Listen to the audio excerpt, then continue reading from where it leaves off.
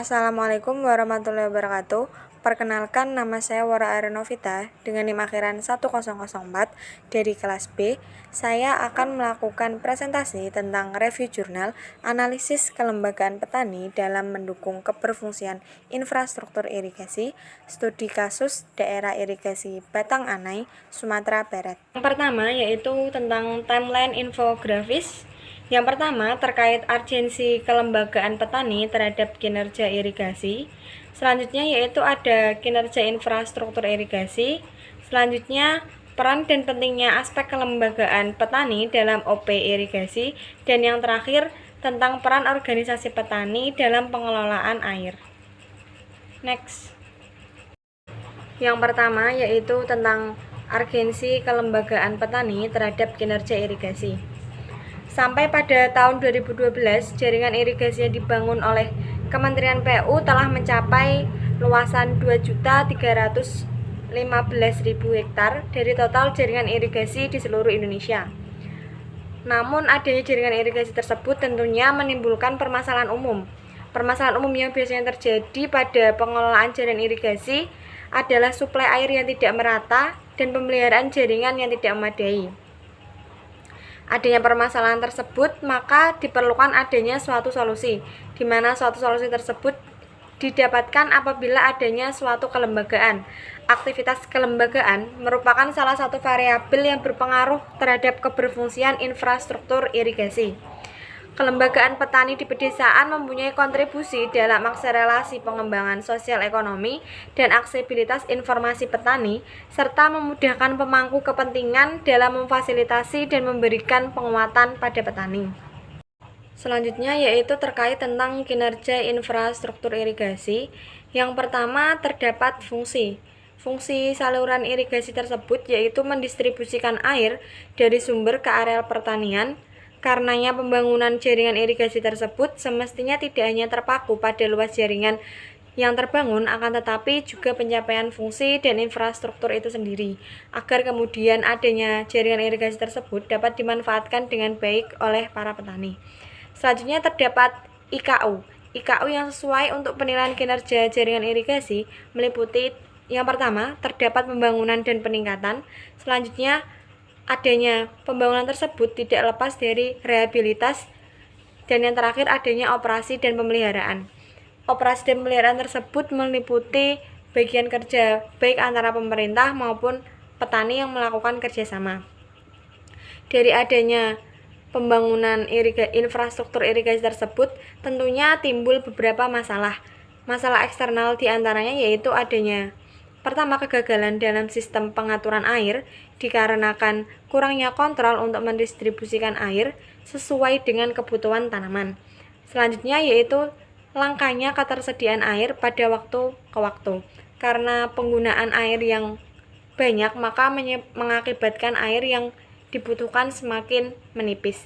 Dan yang terakhir yaitu untuk mengatasi masalah eksternal tersebut diperlukan adanya manajemen irigasi, di mana manajemen irigasi ini merupakan suatu kegiatan pengelolaan irigasi dengan faktor pendukungnya yang saling terkait, yaitu salah satunya adalah kegiatan yang berkaitan dengan kelembagaan pengelolaan jaringan irigasi tersebut, di mana kelembagaan pengelolaan air irigasi tersebut biasanya terdapat pada kelompok-kelompok tani di desa-desa.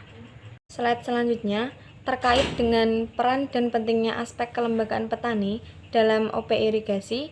Yang pertama terdapat kelembagaan petani.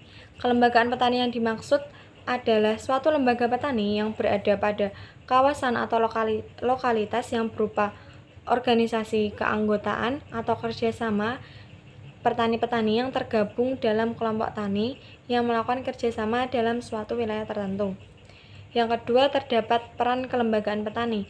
Peran kelembagaan petani diantaranya memediasi masyarakat dan negara, termasuk dalam tugas di dalam organisasi, kemudian melayani dan mengkoordinasi pertanian masyarakat dan tugas pelayanan, dan yang terakhir menangani birokrasi atau organisasi luar masyarakat dalam tugas antar organisasi.